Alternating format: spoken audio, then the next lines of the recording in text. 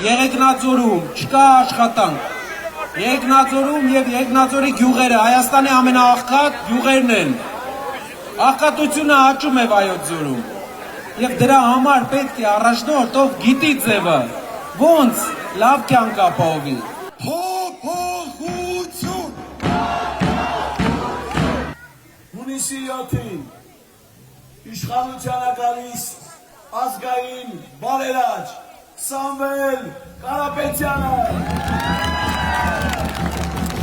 Ուժեղ Հայաստանը առաջարկում է, որ Հայաստանի Հանրապետությունում երկու անսակարկելի արժեքներ։ Մեկը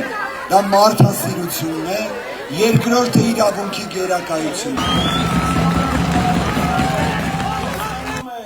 Ապահովել անվճար կրթություն մեր երիտասարդների համար։ Բոլորս իրար հետ փոխենք Հայաստանի այս խեղճ վիճակը, որ ունենանք նորմալ ուժեղ երկիր, ուժեղ առաջնորդով, որ լավ ապրի մեր ազգը։